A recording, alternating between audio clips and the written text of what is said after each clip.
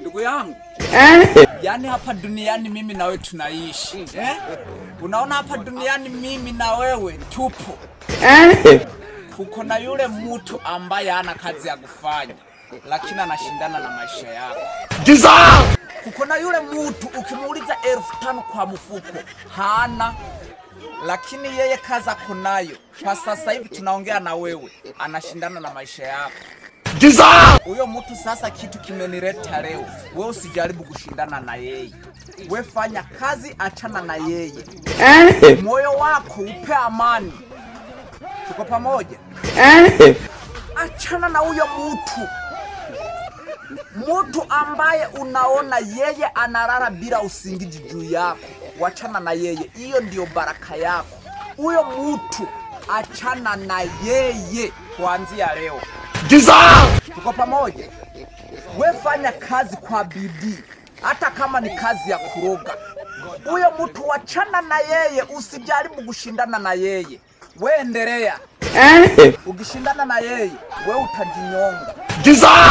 Ukijaribu kushindana na yeye, wewe tutakutoa kwa kamba mahali umejinyongea. Anyway, leo nimekuja kuzungumza na wewe. Fanya kazi, usichague kazi. Kama ni kazi ya kuroga, fanya. Kama ni kazi ya kufanya mapenzi na mwanaume mwenzako, fanya.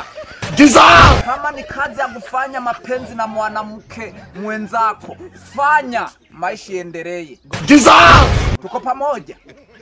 Wewe ukijaribu kushindana na watu wanashindana na wewe, wao utawezana na wao. Wewe utajinyonga na tutakutoa kwa kamba mahali umejinyongea, na utakuja kunikumbuka. Kama ni mtu anashindana na viru naishi, wachana na yeye au watu wako. Watafuta kazi ya kufanya.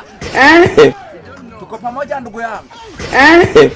Kuko na watu wanalala bila usingizi juu ya kiatu umenunua. Kuko na watu wanalala bila usingizi juu wewe uko na kazi na wao hawana kazi. Hao watu usishindane na wao. Tuko pamoja? Kuko na watu wanalala bila usingizi juu ya hiyo nguo mume wako amekununulia. Kuko na watu wanalala bila usingizi kwa sababu unaelewana na mke wako.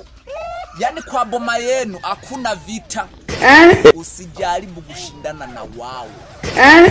Tuko pamoja ndugu yangu? Leo nimekuja kuzungumza na wewe.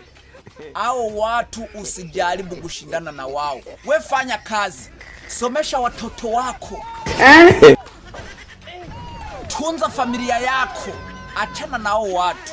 Utaishi maisha mazuri, utanunua gari, maisha itaendelea na utaenda mbinguni na utanishukuru baadaye. Muendelee kuparara akili kama mnakunywa mafuta ndege.